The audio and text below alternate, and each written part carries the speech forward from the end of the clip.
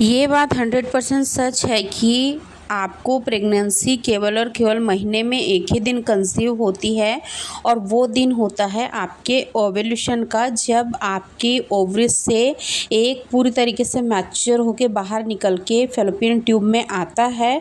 और उस दौरान जब आपके मेल पार्टनर के सेल्स उस अंडे को फर्टिलाइज्ड करते हैं, तभी जाकर आपको प्रेगनेंसी होती है। अदरवाइज़ आपको प्रेगनेंसी नहीं होगी। वो जो अंडा है वो 24 घंटे के अंदर डिज़ोल्व हो जाएगा और आने वाले 8 से 10 दिन के अंदर ही आपको पीरियड आ जाएंगे। तो आज की इस वीडियो में मैं आप लोगों को कुछ ऐसे साइंटिफिक बेस्ड कुछ ऐसे सिम्टम्स बताऊंगी जो कि बॉडी आपको खुद ब खुद देने लग जाती है जब आप बेबी प्लानिंग कर रहे होते हो उस दौरान। और आपके पीरियड के अकॉर्डिंग आप कैसे अपनी बॉडी पर ध्यान देकर समझ कर पता लगाओगे कि वो महीने में वो कौन सा दिन है जब आप अगर ट्राई करोगे तो आपको सक्सेसफुली प्रेगनेंसी हो ही जाएंगी।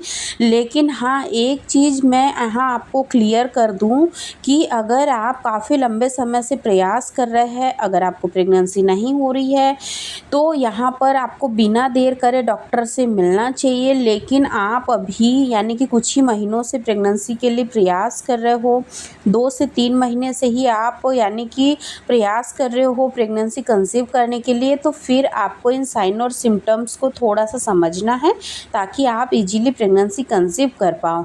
चलिए आज के इस वीडियो को हम लोग शुरू करते हैं। देखिए, सबसे पहले तो जो महिलाएं ये समझती है कि पीरियड आने से लेकर जिस दिन वो लोग हेयर वॉश करते हैं, यानी कि हेयर वॉश करने वाले दिन को अगर वो पीरियड का फर्स्ट डे काउंट करती है, तो ये सरासर गलत है। जिस दिन आपके पीरियड आते हैं ना, यानी कि जब आपका फर्स्ट डे होता है पीरियड का, उसी दिन से आपको अपने पीरियड की साइकिल कैलकुलेट करना है। उस दिन पहला दिन होता है और जिस दिन आप हेयर वॉश करते हो, मान लीजिए कि आप 4 या 5 दिन में हेयर वॉश करते हो, तो उस दिन तक आपके पीरियड को यानी कि 4 से 5 दिन हो जाते हैं। जब आप यानी कि हेयर वॉश वगैरह कर लेते हो तब तक देखते करते आपका 1 वीक निकल जाता है। अब जो दूसरा हफ्ता आता है यानी कि जो दूसरा सप्ताह होता है, इसी सप्ताह में कुछ शारीरिक बदलाव आपके शरीर में दिखाई दे सकते हैं, कुछ चेंजेस आपको अपने निचले अंगों में भी दिखाई दे सकते हैं।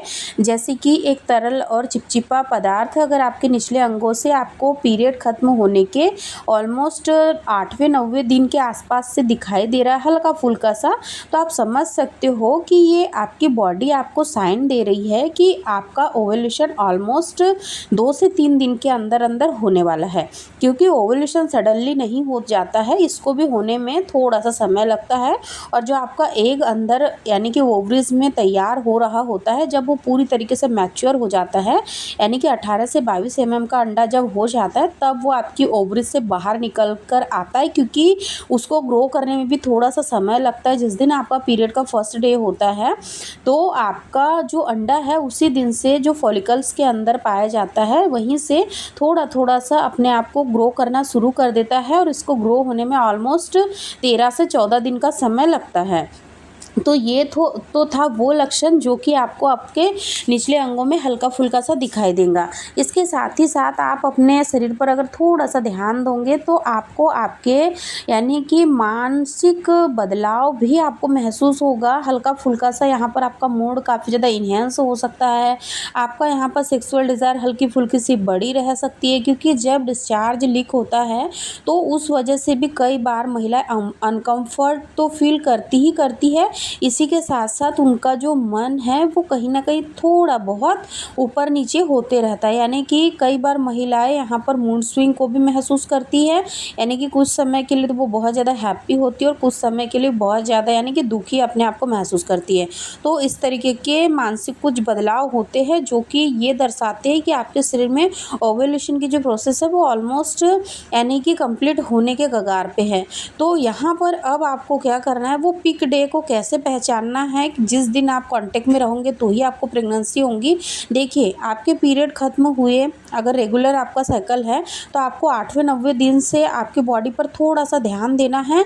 तो अगर आप डेली अपनी बॉडी को थोड़ा-सा एनालाइज़ करोगे ना, तो 3 से 4 दिन के अंदर, यानी कि जो पीरियड ख़त्म होने का 13वां 14वां दिन होगा, उस दिन के आसपास आप महसूस करिएगा तो आपको आपके पेट के एक साइड में हल्की-फुल्की सी क्रैम्पिंग होगी, खिंचन, चुभन सा आपको दर्द महसूस होगा, जो कि कहीं न कहीं इस बात को शो करता है कि आपकी ओवरीज से एग रिलीज़ होने वाला है। क्योंकि जब ओवरीज एग को रिलीज़ करती है तो जो ओवरी है वो भी थोड़ी-सी संकुचित होती है, और इसी के साथ-साथ जो आपकी फ़ैलोपियन ट्यूब है ना, वो भी अपने आप को यानी कि संकुचित करती है, जिस वजह से आपको हल्की-फुल्की सी क्रैम्पिंग होती है। जिस तरीके से आप यहाँ इमेज में देख रहे होंगे, तो आपको इस चीज़ को थोड़ा-सा यहाँ पर समझना है। और इसी के साथ-साथ अगर आपको हल्की-फुल्की सी स्पॉटिंग हो जाती है, यानी कि जो ओव्यूलेशन का दिन है उसके आसपास ही अगर आपको हल्की-फुल्की सी माइल्ड सी यानी कि हल्की पिंक या ब्राउनिश कलर की ब्लीडिंग दिखाई देती है, तो बिल्कुल नहीं घबराना है। ये कई बार ब्लीडिंग या तो आप इंटरकोर्स जब करते हो उसके तुरंत बाद भी आपको दिखाई दे सकती है, या फिर जब आप नेक्स्ट मॉर्निंग सुबह सोकर उठोगे तब आप अपनी पेंटी लाइन पे हल्का-फुल्का सा डिस्चार्ज महसूस कर सकते हो ब्राउन कलर का, या फिर जब आप वॉशरूम के लिए जाओगे तब आप इस चीज़ को फ़ील कर पाओगे। तो ये तो थे वो लक्षण जो कि ओव्यूलेशन को शो करते हैं और ये बताते हैं कि आपका ओव्यूलेशन होने वाला है। लेकिन हाँ, आपको यहाँ पर एक चीज़ का ख़ास तौर पर ध्यान रखना है। मैंने काफ़ी सारे वीडियोज़ में भी आप लोगों को बताया है कि जब आपका ओव्यूलेशन का दिन आने वाला होता है, उससे पहले ही आपको अपने पार्टनर के साथ फिज़िकली, इमोशनली आपको इंटीमेट होना है। लेकिन एक चीज़ का आपको ध्यान रखना है कि आपको बिल्कुल भी स्ट्रेस नहीं लेना है, क्योंकि कई बार क्या होता है कि जब महिलाएं काफ़ी ज़्यादा स्ट्रेस लेती है और जब वो कांटेक्ट में होती है, तो जो उनकी जो पेल्विक एरिया की जो मसल्स है ना, निचले अंग की जो मसल्स है, वो काफ़ी ज़्यादा टाइट हो जाती है, जिस वजह से कई बार जो पुरुष पार्टनर है उनको भी रिलेशन बनाने में अनकम्फर्ट फील होता है। और कई बार महिलाओं को भी डिस्चार्ज वगैरह नहीं होता है, इसलिए ड्राइनेस वगैरह भी होती है। और साथ ही साथ जब वो दिल से इस चीज़ को नहीं करना चाहती है, केवल दिमाग से करना चाहती है, तो कई बार यानी कि जो ऑर्गेज़्म है उसकी भी प्राप्ति नहीं होती है। और इस वजह से भी कई बार यानी कि जो पुरुष पार्टनर है वो भी यानी कि बहुत जल्दी ही इजैकुलेट कर देते हैं, लेकिन डीप पेनिट्रेट नहीं हो पाता है। और कई बार ये छोटी-छोटी सी गलतियाँ महिलाओं को सालों साल माँ बनने के सुख से वंचित रखती है। इसलिए आपको इस बात का ज़रूर ध्यान रखना है। और एक चीज़ का आपको यहाँ पर हमेशा ध्यान रखना है कि जब भी आप अपने पार्टनर के साथ इंटीमेट होते हो, तो आपको उनको इमोशनली भी आपको उनको समझना है। यानी कि देखिए, रिलेशन बनाना ही केवल सफिशिएंट नहीं है प्रेग्नेंट होने के लिए, बल्कि हस्बैंड वाइफ की बॉन्डिंग एक दूसरे के प्रति अच्छी होना भी बहुत ज़्यादा ज़रूरी है। अगर आप केवल इस चीज़ को लेके परेशान हो कि मुझे प्रेगनेंसी नहीं हो रही है, और आपका यानी कि अपने पार्टनर के साथ अच्छा यानी कि बिहेवियर नहीं है, अब बहुत ज़्यादा यानी कि चिड़चिड़ी सी हो रही है, और आप कहीं ना कहीं क्लेम कर रही है कि हो सकता है मेरे पार्टनर के साथ ही कोई प्रॉब्लम्स है जिस वजह से मुझे बेबी कंसीव नहीं हो रहा है, मेरे पीरियड्स तो हर महीने रेगुलर आते हैं, इस तरीके की अगर आपके बीच में नोकझोंक हो रही होंगी, तो सॉरी, आपको माँ बनने में सालों साल लग जाएंगे, लेकिन आपको माँ बनने का सुख नहीं मिलेगा।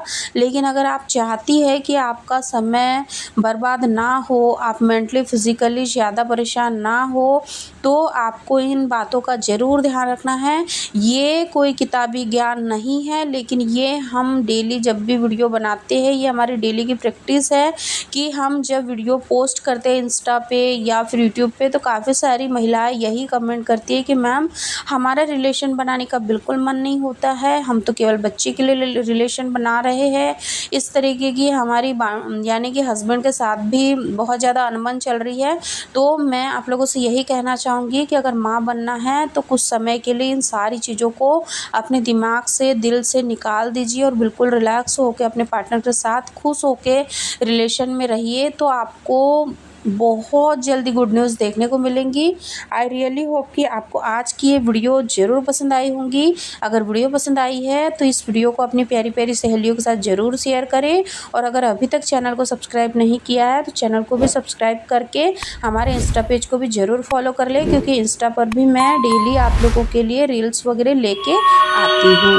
धन्यवाद।